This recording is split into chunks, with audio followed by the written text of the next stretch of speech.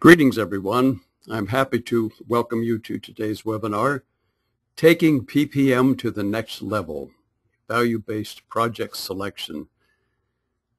This is the first in a series of webinars on Advanced PPM, which is presented by Smartorg and SAP.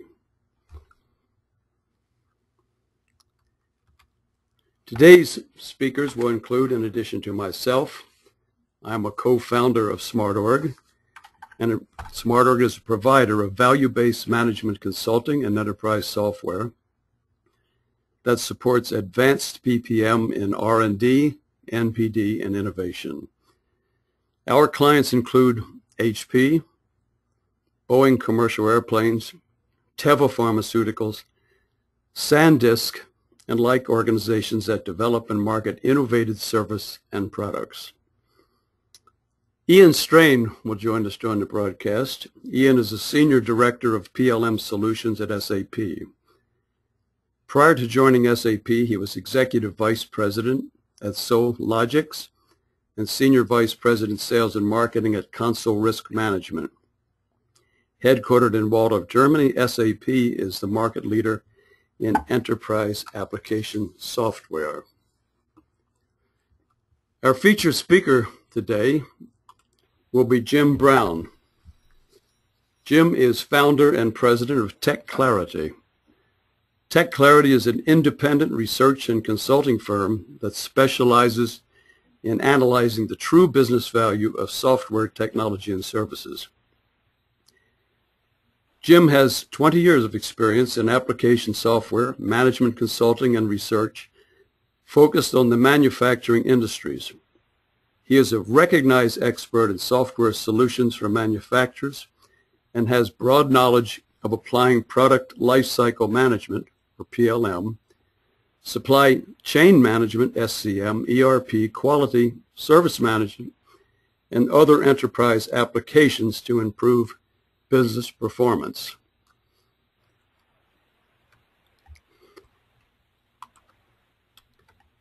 I will now change presenter here and turn the meeting over to Jim Brown, who will take it from here. And you're on, Jim, so move ahead. Great. Thank you, Don. I appreciate you including me in the webcast today.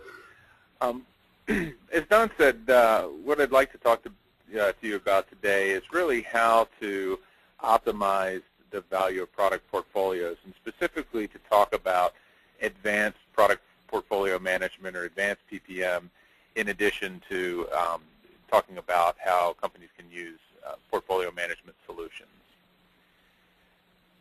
So to start with, I'll have a brief introduction. I'll talk about the business value companies are gaining from PPM, talk about some of the current portfolio management best practices, and then how to take those to the next level of decision-making and optimization to really help companies optimize portfolios and get the absolute most out of their product development investments. And then talk a bit about the best of both worlds, combining both the current best practice standard product portfolio management with advanced product portfolio management capabilities. And then I'll end with some key takeaways. As I talk today, I'm going to leverage some information from a number of reports. I've researched portfolio management and its value a number of times, and most specifically the one on the bottom left, optimizing product portfolio values, or portfolios with advanced PPM. I'll share quite a bit from that. And by the way, that report is available for download. You can get that from my website, or I believe you can also download that from the Smartorg website. So to start with, you may see your business in some of these common complaints. Either we don't have enough projects in the pipeline, or maybe we've got too many, or there are too many that are not exciting innovations, but common line extensions and things along those lines.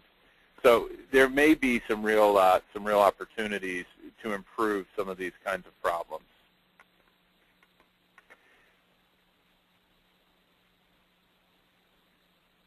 One of the things that I hear pretty frequently is actually the black box of the return on investment for R&D. And a lot of executives that I talk to say, I understand what that budget line item is. I write it, I write every year my R&D budget, but I never know exactly what I'm going to get back from it. And understanding portfolios and being able to put real values on them can certainly be a big help there. So what are some of the benefits of product portfolio management? And one of the things that I like about portfolio management is it really helps in a number of different ways. There are top-line benefits, there are bottom-line benefits to profitability, and then there are just a host of soft benefits. From a top-line perspective, a lot of it has to do with having the right mix of products in the portfolio and making sure that you've got a balance. And that balance may be between new-to-market products and line extensions. It may be across different business initiatives that you have against product lines, geographies, customers. But it also helps companies get their innovations, their new products to market faster. And the more we can get a steady stream of products to the market, the more we're going to get some of those premium margins from them. As I mentioned, there are also bottom-line benefits. One of the key ones of those is the expense that we can avoid by going after non-strategic projects, and also being able to reduce the cost of late failures. The more we can fail early, and I think many of you on this call already know this, the more we can fail early, the less cost we're going to sink into a project that's not really going to give us the returns that we want. And then there's also just basic efficiencies that can be gained. There are a host of soft portfolio management benefits. I won't go into those here, and I realize that's a very busy slide. But just to give you an idea, there's some significant benefits to the top and bottom line, but also some others that are very important that we're going to benefit from as well.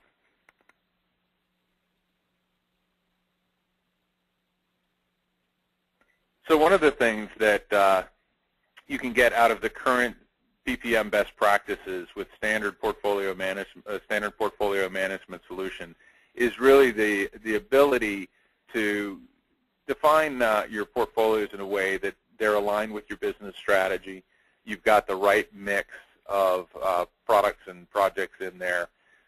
You're balanced with resources, and that's a huge thing. I hear way too many times that companies have too many projects in their pipeline, and they thrash back and forth from each one, and each one is undersourced or under-resourced, and none of them get done with the quality they should, and all of them end up late, whereas a right-sized funnel is going to give much better throughput. And then just helping with day-to-day execution of projects, which tasks people need to do, who's responsible, where are the deliverables. So beyond that, though, Advanced PPM addresses the value that the projects and the potential products are going to bring to market. And it does that by really taking a good, solid look at business value. What is the financial return from this product going to be? And it's very difficult to determine what that return is going to be many times because there are a lot of variables, there are a lot of risks, and there's a lot of uncertainty. And the idea is to understand which of those are there, what are the impacts of those risks and uncertainties on the value that you're going to gain from the product, and use that for a couple of reasons. First of all, it's definitely going to help you make better decisions if you have a much better understanding of the value of the product. But by also understanding which of the risks and which uncertainties are the most important and the most challenging, and will be the ones that really drive the success or failure of the product, we can focus on those sooner in the project. And again, if we're going to fail, let's fail early. And we can do that and avoid a lot of other work that would need to go in and just be wasted effort. And then really be able to keep an eye on that value all the way throughout the development of the product. So these areas around the outside of selecting and maximizing the portfolio, resourcing and enabling the product pipeline, and executing and managing projects. That outside part is really what comes from standard PPM, where we really start to see enhanced values by combining that with a rich understanding of and monitoring throughout the project of the true return and value of the product. Really the idea is to give an optimization, and it may not be a strict mathematical optimization, but what you're trying to do is optimize the return on your investments. The key thing to understand is that any given value for a project is going to be a range of values. There's uncertainty to it. You've got all sorts of different kind of risks, whether it's technical risks, can we actually develop this product, commercial risk, is another company going to bring this product to market before us, is it going to be well accepted, and really making sure we've got a solid business case that understands that, and again, making sure we're addressing uncertainties sooner in the process. So how do we optimize our portfolios? The first thing is understanding portfolio value. And so many times I've heard from people, they really just don't have a good handle for what the true value is of the product that they're planning to bring to market, so they can't make good decisions. I like to joke, what are the top 5 answers to the question, what's the net present value of the project? And this is actually something that occurred working with a third-party portfolio management vendor. And, their point was, well, there's a field for NPV in our product, and, well, where do companies get a good value for that? Well, you can put anything you want in it, or most people develop it from a spreadsheet.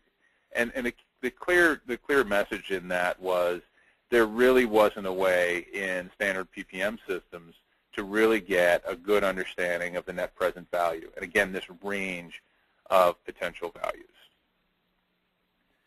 So if you think about it, there are the range of uncertainty, the potential upside and downside of a lot of different decisions and a lot of different products is tremendous. You may have some, like this one at the bottom, H.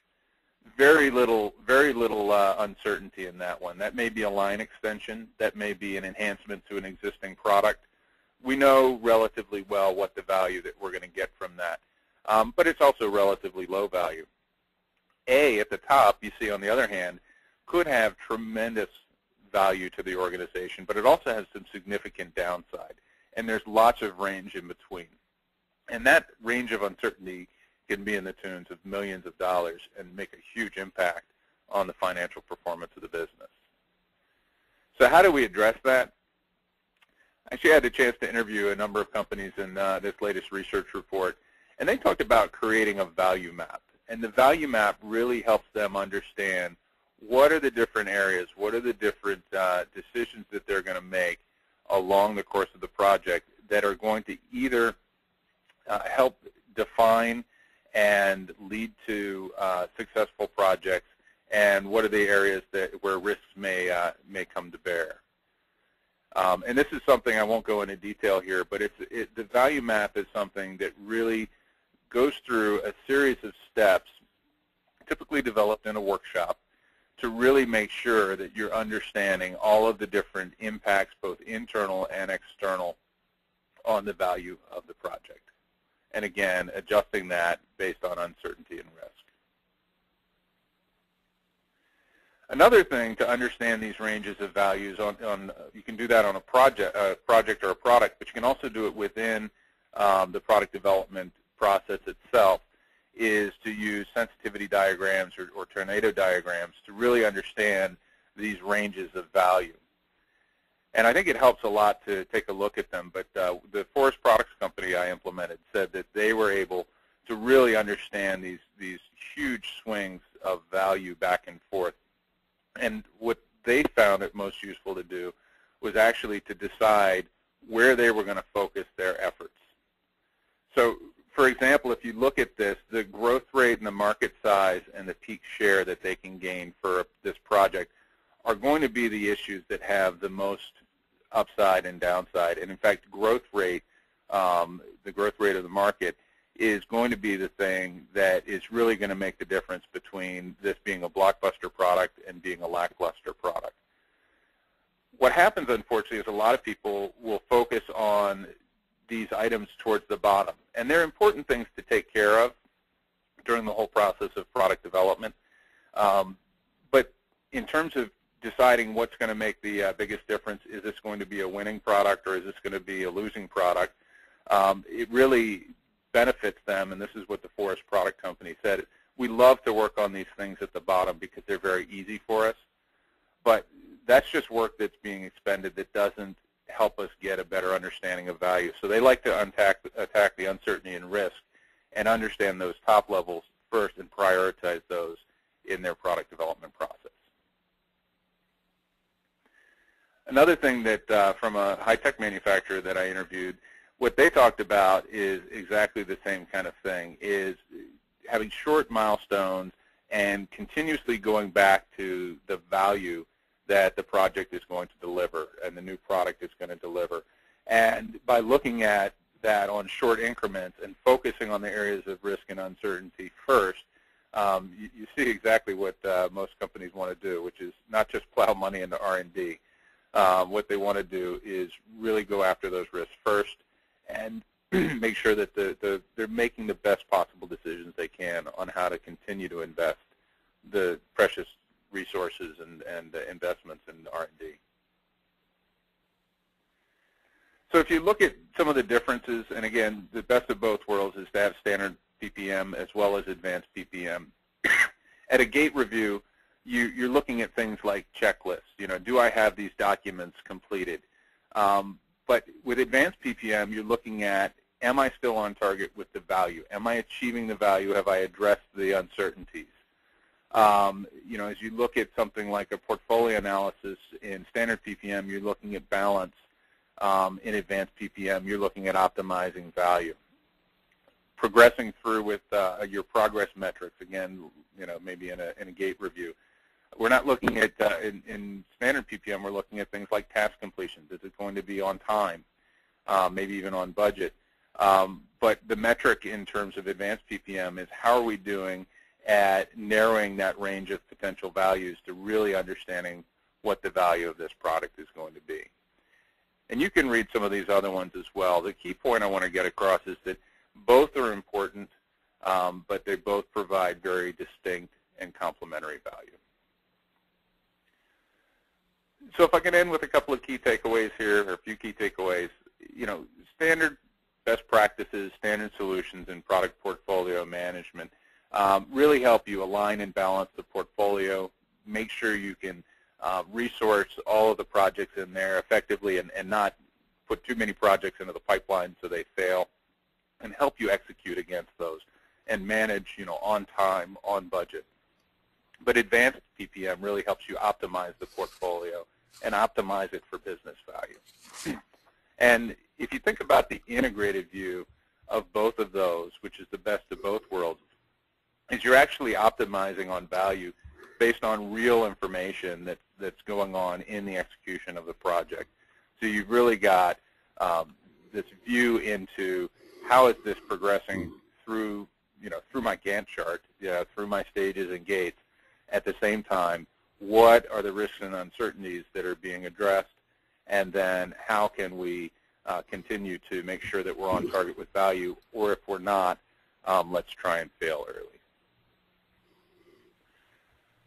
So with that, I'd really like to thank you for your time and attention on this, and then what I'll do is I'm going to turn this back over to Don Creswell of Smartorg. Don? Thank you very much, Jim. It was a great overview, and what we're going to do now is take it to the next level, and we're going to talk a little bit about some of the more explicit things that companies do to achieve some of the benefits of advanced PPM.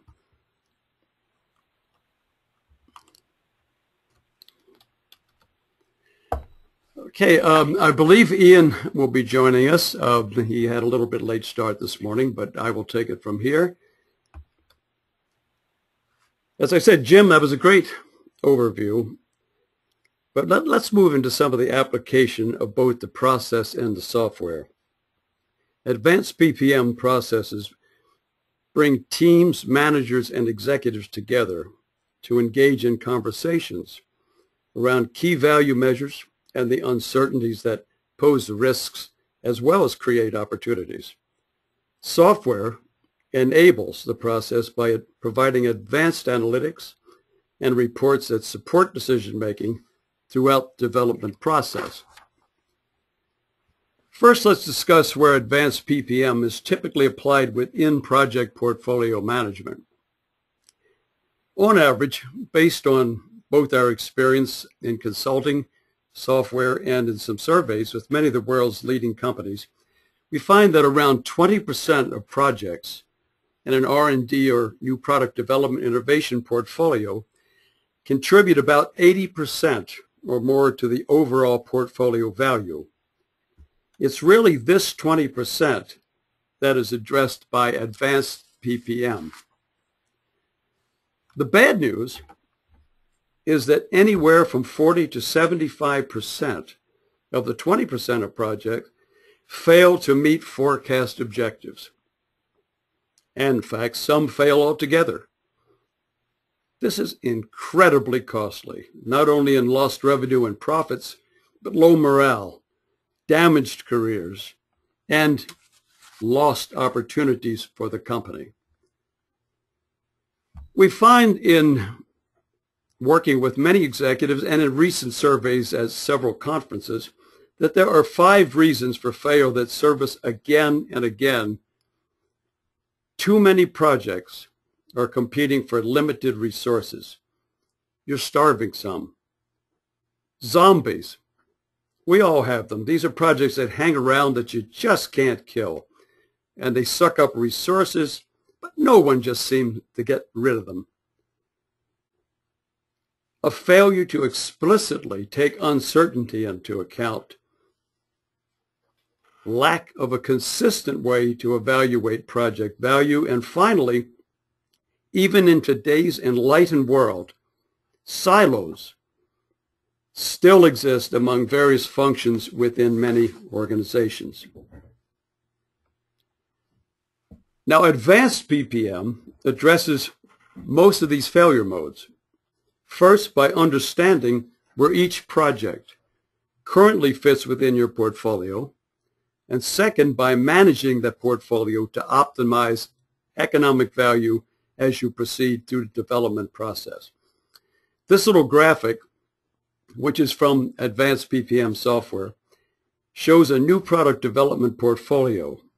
Projects are plotted based on 2 criteria. The vertical axis reflects the probability of success. What's the probability that you can achieve everything you need to do to successfully launch the product? The horizontal axis represents the expected commercial value given development success. If you can do it, what's it worth? Expected value is NPV, which is weighted for the impact of uncertainty. Projects in the upper left quadrant represent incremental improvements, product line extensions, cost-saving projects, and other relatively easy to do, but not really big value winners. These projects typically fall into the 80%, readily addressed by typical PPM evaluation methods like scoring rules and questionnaires. Projects in the upper right quadrant are potentially big winners. These are game changers. These are innovative breakthroughs. And they often start out as risky, high-value projects in the lower right-hand quadrant. We call these oysters down there because it takes a lot of oysters to get a pearl. Projects in the lower left quadrant are sucking up resources with scant chance for producing value. These projects are candidates for killing. As noted earlier in my talk, this is the first step in a series of webinars on Advanced PPM. We're featuring today project selection. This is the foundation for portfolio optimization. Why foundation? To objectively compare projects, you need to employ a common evaluation method The Advanced PPM process provides both the process itself as well as the tools to assure that you have a level playing field for comparison. During the next section, I will draw on a little story to illustrate the basics of project selection using advanced PPM processes and tools. We're going to have a little fun with this one. We have a team that says, hey, we got a brilliant new idea. And this idea is, we call it the solar tea kettle. It's just a great thing. It boils in seconds, uses no electric power, and by the way, we think in today's world, it has a strong appeal to the green movement. Now, this team is seeking funding to develop and market the product, but they need to convince a very skeptical boss. Convince me. Why should we invest in this product? Well, first of all, we'll look at the typical scoring rule output and the questionnaires and such. And the PPM display will show here, for instance, that the tea kettle, well, it's not great, but it's not so bad either. But it looks like there's a case for moving ahead with the project. And if you look at it against on what is called the portfolio review dashboard here, you can see again the tea kettle kind of sits in the middle based on the scoring rules that have been applied to its evaluation. But the boss is not convinced. He said, look, your scores are tempting. However, I've got a lot of initiatives. We can't fund them all. Is this really worth the investment? And how does your tea kettle fit into our overall new product development portfolio? And besides all of this, we're going into a new market, and there are a lot of commercial uncertainties. I really need more analysis. So the team turns to some advanced PPM analytics, supplied by an SAP certified integration of SAP PPM 5.0 and Smartorg's Portfolio Navigator. The software enables easy access to built-in economic analysis templates. Drawing on existing data, expert opinion, and functional expertise, the tea kettle team works together to assess values and enter them into the system. They first assess the probability that they can successfully move through 4 development stages. In this case, ideation, prototype, productization, and can they commercialize it? The computer now multiplies each of the probabilities and shows a 52% chance of development success. On the commercial side, cost and timing side, there are often very early gaps in data. There are many conflicts over such things as the market size, market penetration, cost, margins, etc. This slide shows an abbreviated version of input screens for market share, and launch costs.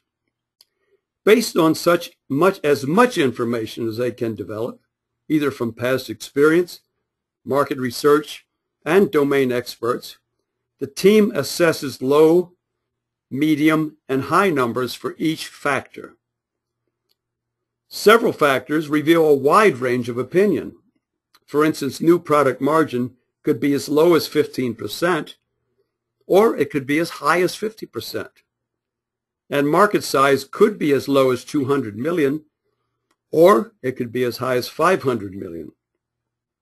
These wide ranges are typical of new products going into a new market where there is a lot of uncertainty. And so the inputs reflect really what we know and what we don't know. Hello? Given the inputs, the computer runs a decision analysis model that generates a variety of outputs.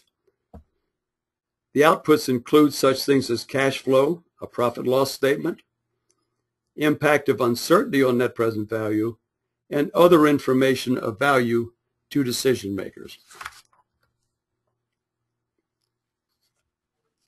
The analysis reveals that the solar tea kettle actually ranks almost at the bottom of the list of projects in the portfolio in terms of probability of development success.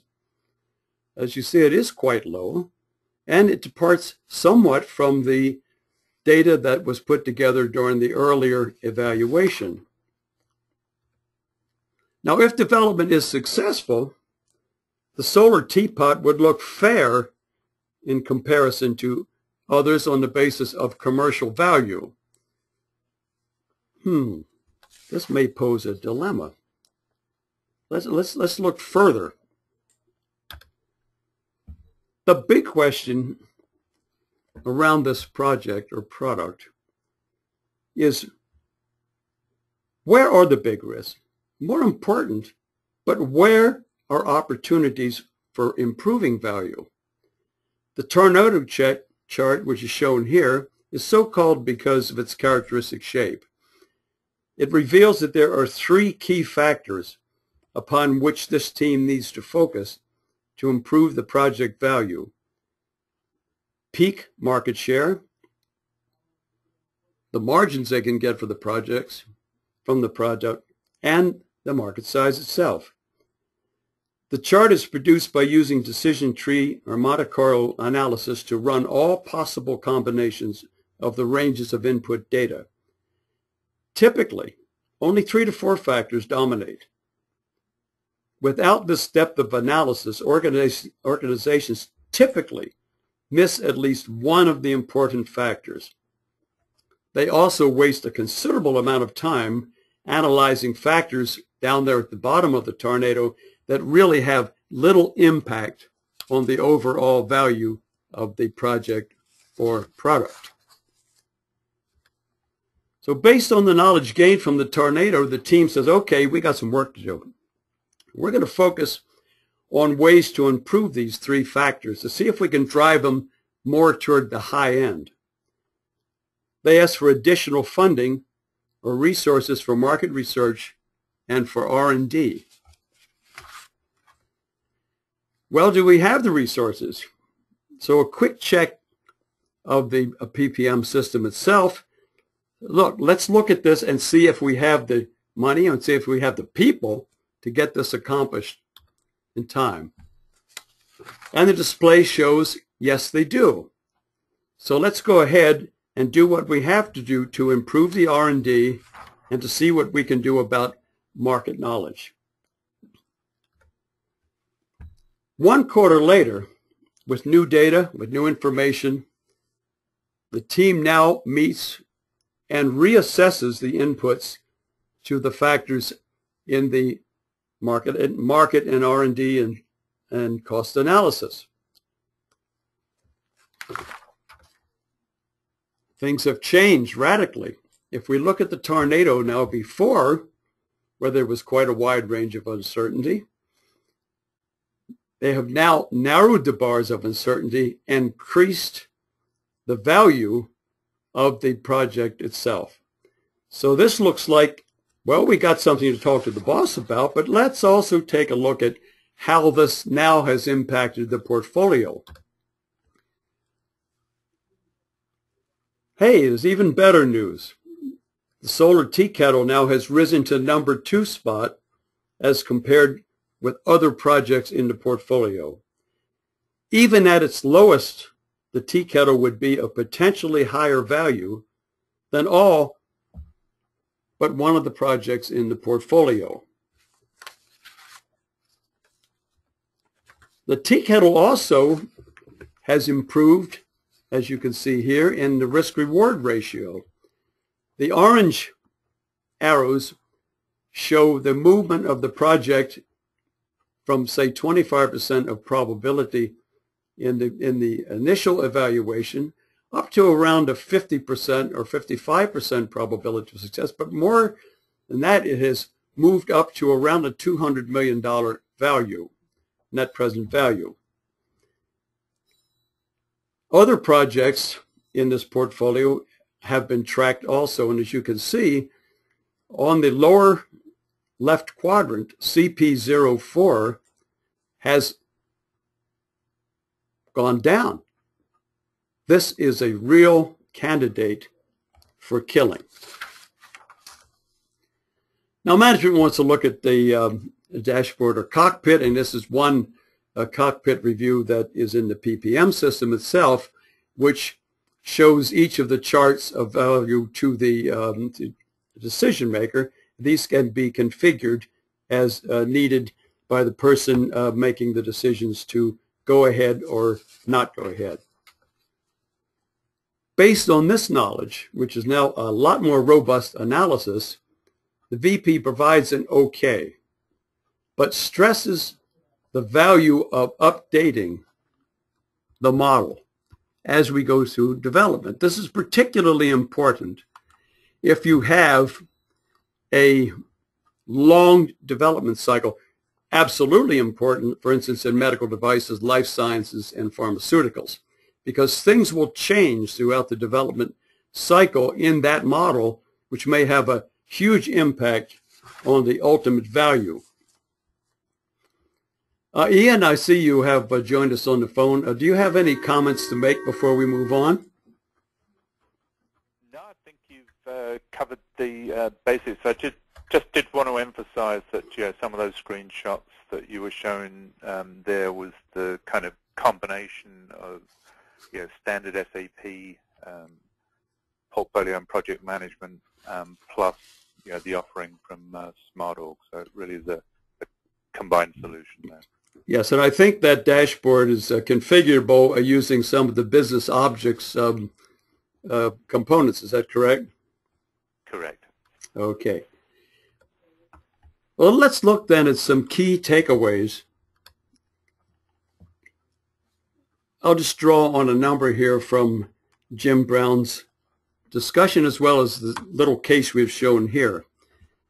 20% of projects in a typical R&D new product development portfolio have a major impact on revenue, growth, and profitability. High uncertainty around development and or commercial factors really require deeper evaluation than that provided by scoring rules and opportunities. Advanced PPM process and tools support project selection and resource allocation to optimize this portfolio value.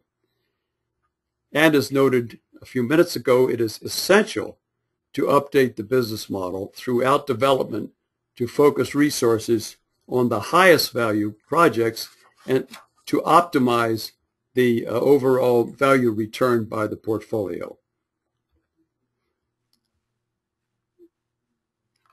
The PPM optimization workbench supports advanced PPM by integrating PPM, which includes project management, resource management, and questionnaires, scorecards, and such for the 80%, but added to Portfolio Navigator through a client browser.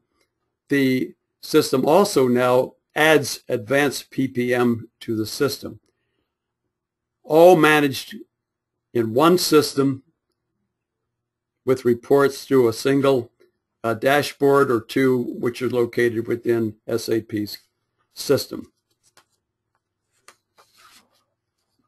Ian, I thought you would like to comment a little bit on some of the activities that SAP will be presenting in upcoming months. Yeah, thanks, Don. I wanted to share with the audience some kind of initiatives that SAP is driving along with our partners and other thought leaders in the industry. And the first one is a brand new benchmark survey that we've launched in the past month. And the intent here is to gather market data from customers and other users of PPM, whether it be advanced PPM or not, and to build up significant benchmark data. As I say, we've just launched this within the last month or so and collecting that research data now. So anybody in the audience that would like to participate in that survey would be very happy to include you. As Don mentioned, there are a number of events in the first half of this year related to PPM. This webinar today is in a series that Smartorg is running in the first half year, and SAP is going to be fully supporting this webinar series. Also, some of the other events where PPM and advanced PPM topics will be represented. The last point I'd like to make is, continuing this sense of building around the PPM and PLM community. ASUG, the SAP American User Group, has an influence council specifically dedicated to PPM topics, and Chris Bardi from Colgate-Palmolive is the chairperson for that group. They really are doing some sterling work together as a team, kind of collecting information relative to potential enhancements that could be made to the product, also sharing best practices and acting as thought leaders in their own right. So anybody that's interested, strongly encourage you reaching out to Chris. The Influence Council is always looking for new representation from companies. So as I fully encourage you to reach out to Chris and join that community. Over to you, Don. Well, thank you, Ian. We had a couple questions here. One question said, would you say that PPM should have alignment with the strategy? Overall strategy, I would say yes. And certainly within other strategies. Remember, there are a number of strategies within the organization.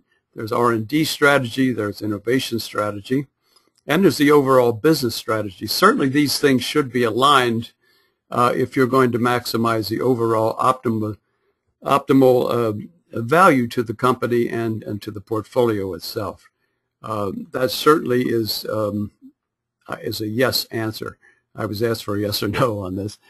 And how do we... I'd add to that, Don, is that we're certainly seeing as a driver for implementing PPM from the low maturity scale levels all the way up to advanced.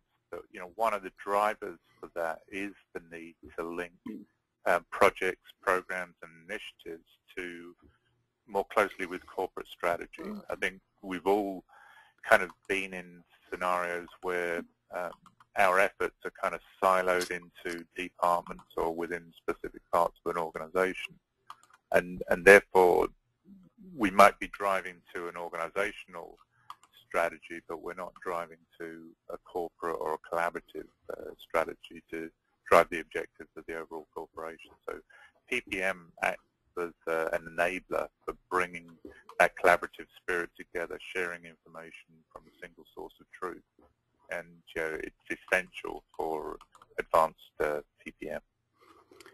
Okay, great. Another question, how do we incorporate uncertainty in the portfolio?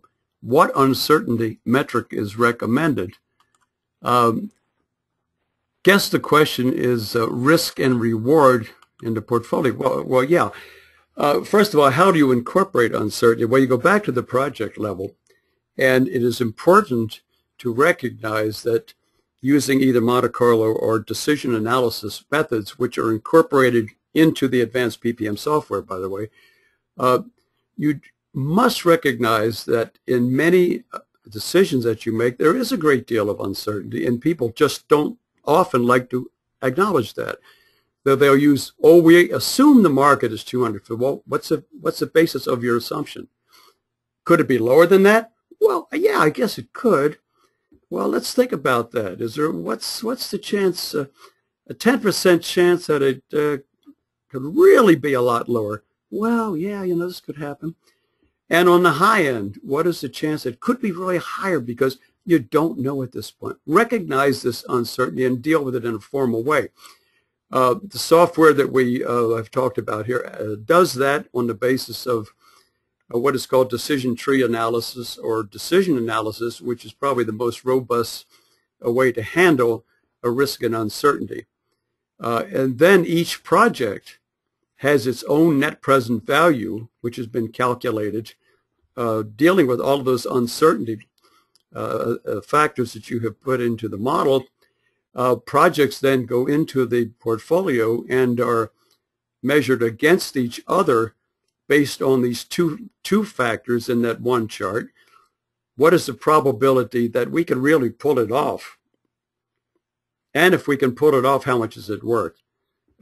This must include uncertainty, unless you're talking about, say, a 3-week engineering project that you've done 1 million times and you know it's going to cost you $50,000. It's going to take 2 or 3 engineers.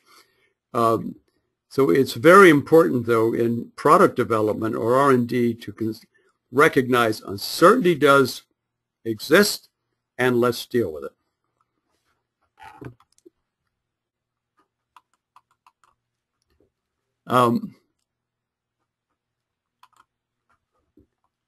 Interesting question from my old colleague and friend Mike Menke. Mike says, what hard evidence as opposed to anecdotal evidence do you have that improving PPM processes execution generates better business profitability? It seems intuitively obvious, but is there data? Yes, there are some studies, Mike, and I believe you may be familiar with them. I'll take one example of one of the country's major oil companies that was having trouble moving from technology into commercialization. And projects were just being delayed because the engineers and the scientists and such were reluctant to let go of them. On the other side, the commercial people were saying, wait a minute, we got to get something here. We need something to take to market. When they used the advanced PPM process, and they brought both the technical side together with the commercial side, the technical side suddenly realized, hey, we never thought about value of projects we were working on.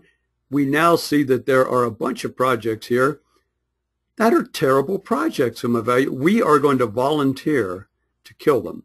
Well, this company actually presented in open forums the following. Within 1 year, they doubled the number of projects that moved from technology to commercialization, and they doubled the number of projects killed as a result of just better information, but also the communication among the people. I emphasized that, I think, earlier, that data alone and formulas alone and calculations alone are not the whole answer. They provide you information for intelligent conversations about value. In fact, the project manager or portfolio manager of the company I mentioned, when I asked him what one thing was the most value that came out of advanced PPM, and he said simply, it enables me, my team, and management to have good conversations about value. There are some other studies which I haven't got time to go into, but I'd be happy to talk to you offline.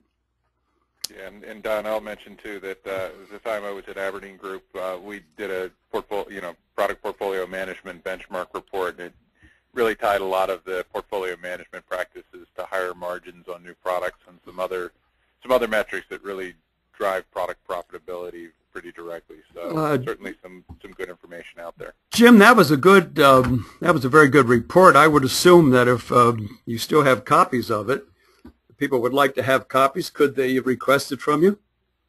They would have to go to Aberdeen Group directly for that. I'd have to go to Aberdeen Group. Okay, but I do recall that there were some excellent examples of the value of advanced PPM there.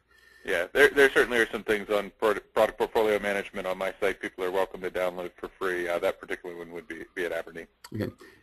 Jeff S. has asked, on what criteria are you optimizing the portfolio across projects, maximizing net present value? And how do you incorporate some of the softer elements like, I think when you said incorporate strategy, probably here you may mean strategic fit and such. There are ways of incorporating this in the project evaluation itself by some scaling. One of the scales it uses is simply what is the strategic fit of this particular project to our overall strategy, and they have some sort of a scoring role and rating on that. Ultimately, though, we're looking for value, and the model can incorporate almost everything that impinges on value, from the technical side, from the cost side, from the timing side, resource side, as well as the commercial side, which is usually the biggest uncertainties around market sizes, price, and things.